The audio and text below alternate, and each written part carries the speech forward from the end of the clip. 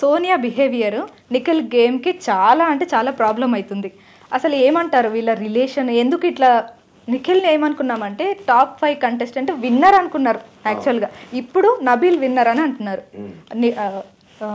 సోనియా వల్లనే ఆయన గేమ్ అంతా పోయింది, అసలు ముందుకు రావట్లేదు.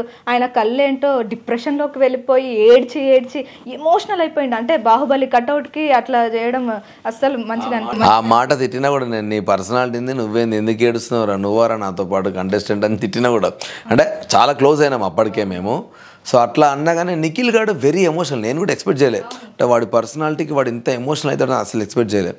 సో చాలా క్లోజ్ అయిన తర్వాత అన్ఫార్చునేట్లీ నేను వచ్చినా కానీ ఉండుంటే నేను అదే టాపిక్ మీద వానితో చాలాసార్లు మాట్లాడాను. ఎందుకంటే ఒక స్టేజ్లో నిఖిల్తో చెప్పిన, జస్ట్ నేను వచ్చే ముందు రోజే అనుకోకుండా డిస్కషన్ అవుతూ ఉంటే, మామ ఇప్పుడు సోనియా అనే క్యాండిడేట్ ఎట్లా అంటే దానికి నువ్వు క్లోజ్ అయినావు అనుకో, సో నువ్వు తప్పాడుతున్నావు అనిపిస్తున్నాను, ఏం చేద్దాం అనిపిస్తున్నా, నువ్వు బెటర్ అవ్వాలనిపిస్తున్నా ఆ పిల్ల చెప్తా ఉంటుంది నీకు.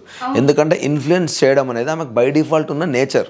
నేను ఇన్ఫ్లుయెన్స్ చేస్తుంది, ఆమెకున్న నేచరే అది. సో నువ్వు ఎట్లా తీసుకుంటున్నావు అన్న దానిపైన గేమ్ ఉంటుంది.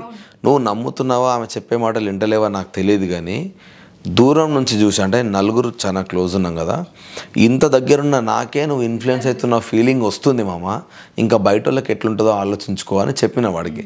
చెప్తే నాకు కూడా అనిపిస్తుంది మామ, లేదు ఇట్లా కాదు, ఏదో ఒక బ్రేక్ చేయాలి, దీన్ని సెట్ చేయాలి, అంటే దీనివల్ల నీ గేమ్ పోతుందరా, నువ్వు చాలా ఓవర్ ఎమోషనల్ అవుతున్నావు, ఇది నువ్వు కాదు అని 1కి 10 సార్లు వానికి చెప్పిన. సో నేను ఐఎమ్ స్టిల్ ఎక్స్పెక్టింగ్, కానీ ఇంకా ఈ వీక్ అయితే ఆ చేంజ్ చూడలే నేను. వాడు డౌన్ అవుతా వస్తున్నాడు డేకి. నాకు అది అర్థమవుతలేదు. ఎందుకంటే నిన్ను ఒకరు ఇన్ఫ్లుయెన్స్ చేద్దాం అనుకుంటారు, అది గుడ్ ఆర్ బ్యాడ్ పక్కన పెడితే నువ్వు ఇన్ఫ్లుయెన్స్ అవ్వకుండా నువ్వు ఉండగలగాలి. వీళ్ళది ఏమైపోయిందంటే ఆ బాండింగ్, ఎమోషనల్ బాండింగ్ చాలా ఎక్కువైపోయి ఏం చెప్పినా ఆపోజిట్ మాట్లాడతలేరు, ఏం చెప్పినా అది చేసేస్తున్నారు. సోనియా ఏం చెప్తే అది చేస్తున్నాడు నిఖిల్, అది కనబడుతుంది ఎవిడెంట్గా. కానీ అది ఏమైపోయిందంటే వాడు ఒకసారి నరే అట్లా కాదురా ఇట్లా అని స్ట్రాంగ్ ఒక మాట మాట్లాడితే ఎవరి ఒపీనియన్స్ వాళ్ళకు ఉంటే అనేది జనాలు కూడా నమ్ముతారు. కానీ ఇక్కడ ఏంటంటే వాళ్ళను గేమ్ని ఎమోషన్ డామినేట్ చేస్తుంది, దానివల్ల పాపం చాలా డౌన్ అవుతుర్రు.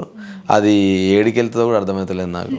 ఎందుకంటే నేను వచ్చినప్పుడు కూడా నిఖిల్ టాప్ 5లో ఉంటాడని అనిపించింది నాకు. ఎందుకంటే వాడు యాక్చువల్లీ ఉంటే క్యాండిడేట్, ఎందుకంటే మెంటల్లీ స్ట్రాంగ్, ఫిజికల్లీ స్ట్రాంగ్ వాడు, అది చూసినాం మనం.